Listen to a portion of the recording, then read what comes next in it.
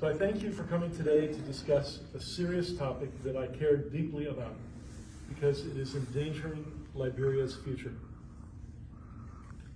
Liberia deserves high praise in 2022 for courageously standing up for human rights on the international stage.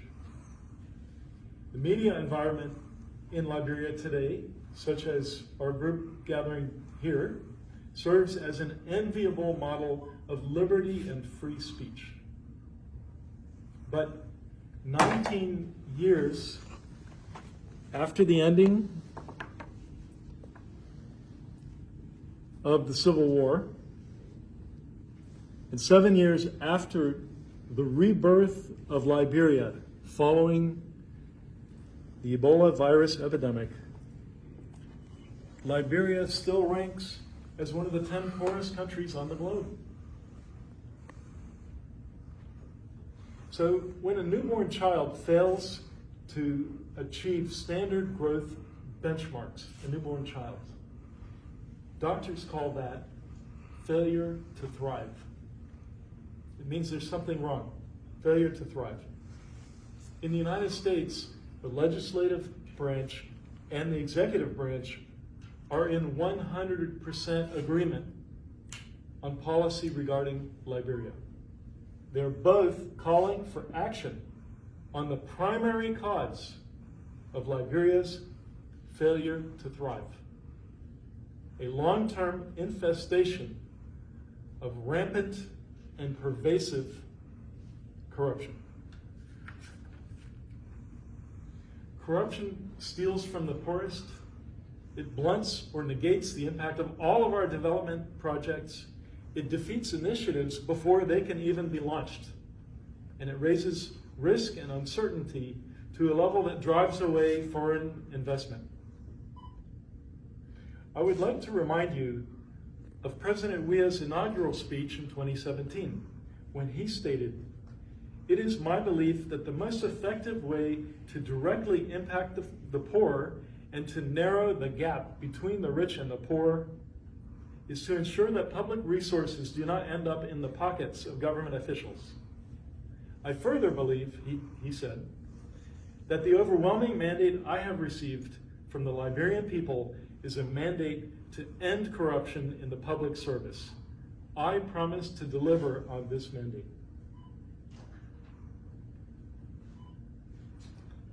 This morning in Washington, D.C., the United States Secretary of the Treasury placed sanctions under the Global Magnitsky Human Rights Accountability Act on 3 government of Liberia officials: Minister of State Nathaniel McGill, National Port Authority Director Bill Twaley, and Solicitor General Serenius Cephas.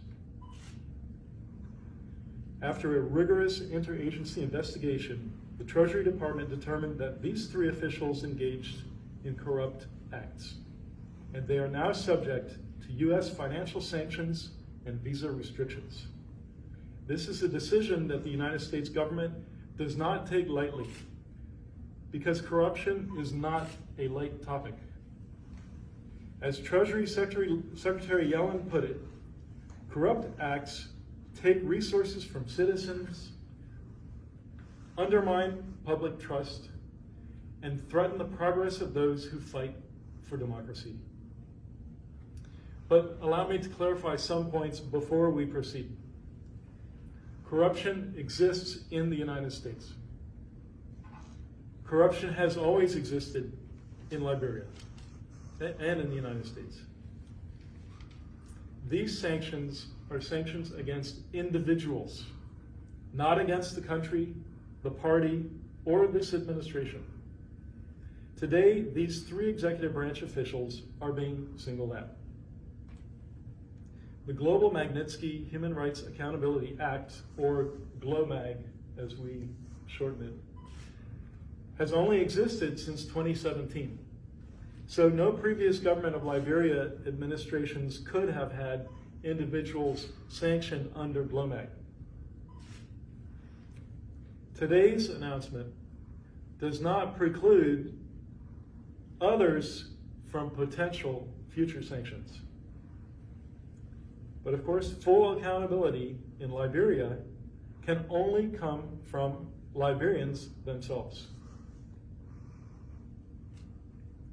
Recognizing corruption's ability to corrode democracy, on June 3rd, 2021, President Biden established the fight against corruption as a core U.S. national security interest, stating, "Corruption threatens United States national security, economic equity, global anti-poverty and development efforts, and democracy itself.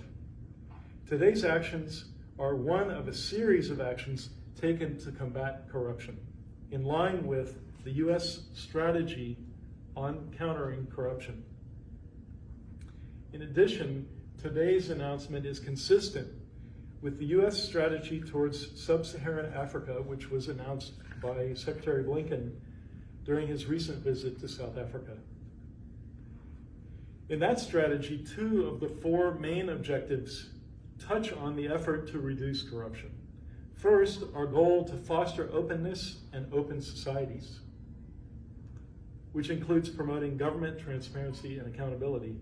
And second, to deliver democratic and security dividends, which includes backing civil society, empowering marginalized groups, and defending free and fair elections.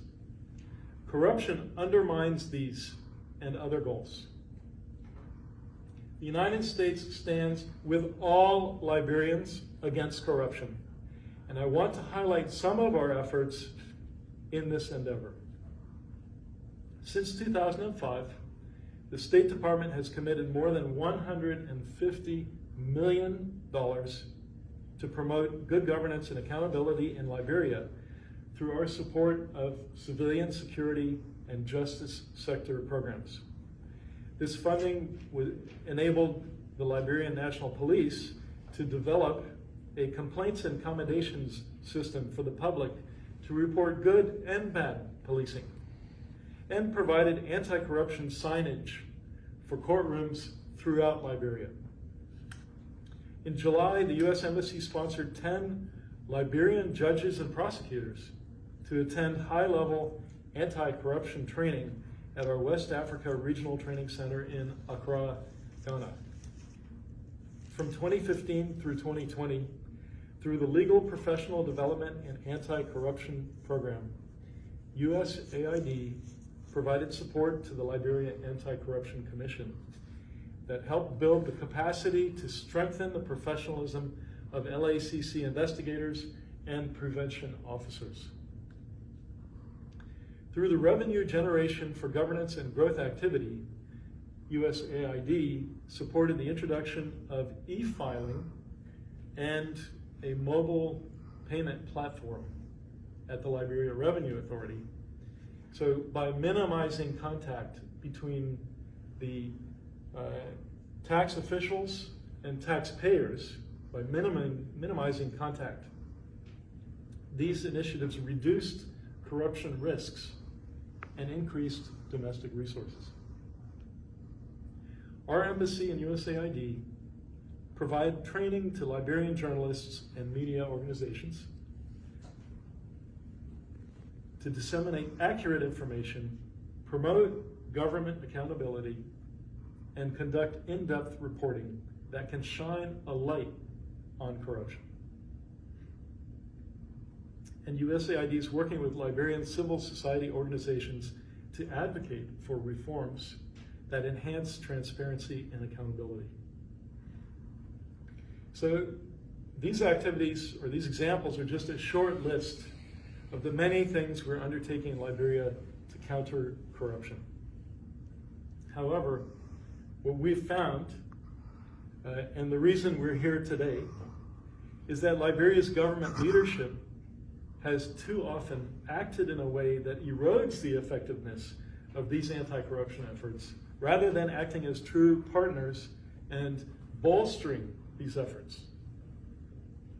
The worsening corruption situation has resulted in a greater number of U.S. officials publicly calling out Liberia.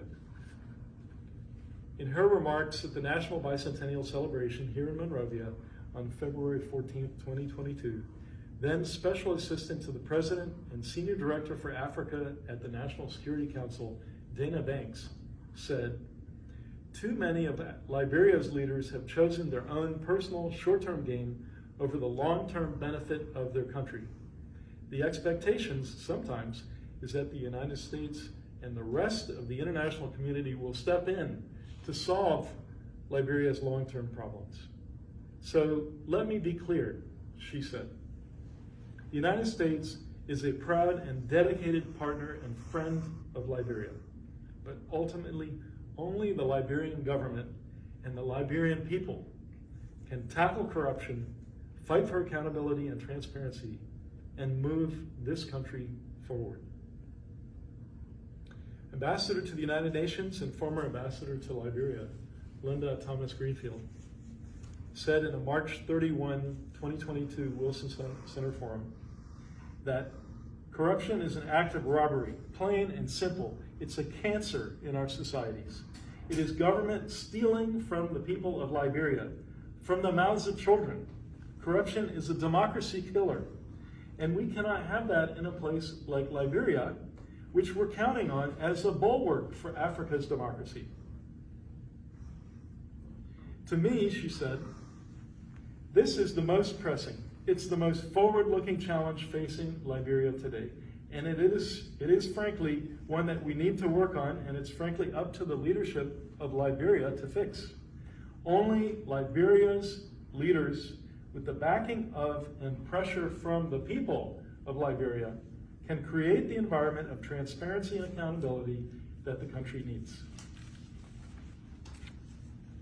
To those statements, I would only add that in recent years, corruption has worsened to the point that it is now the dominant issue in a bilateral relationship that would otherwise show far more promise.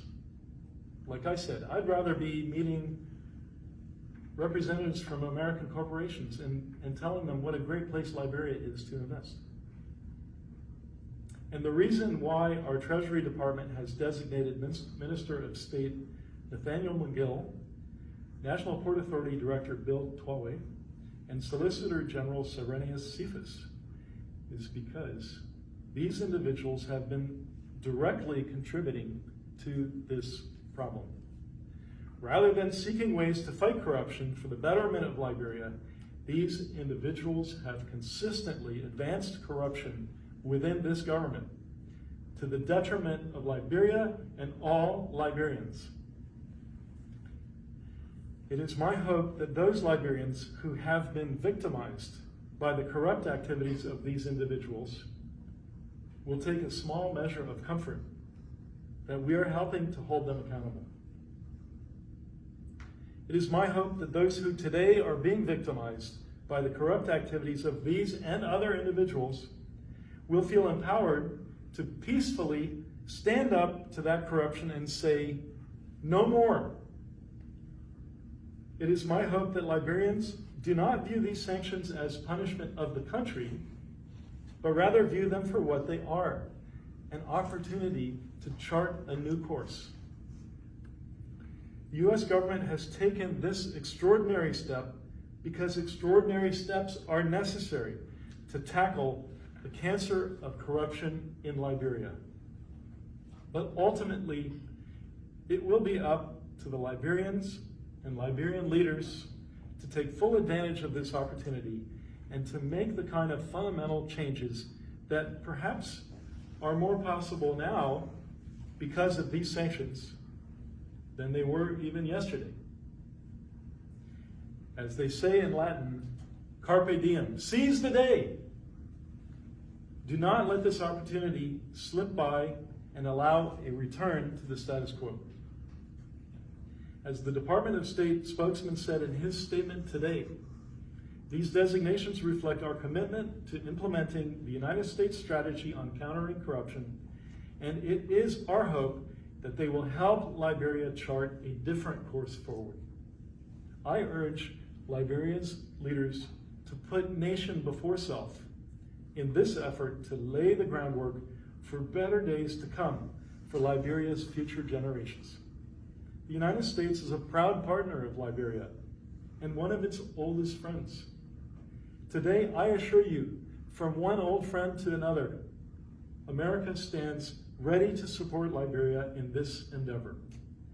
So thank you very much for your time, ladies and gentlemen, and do you have any questions?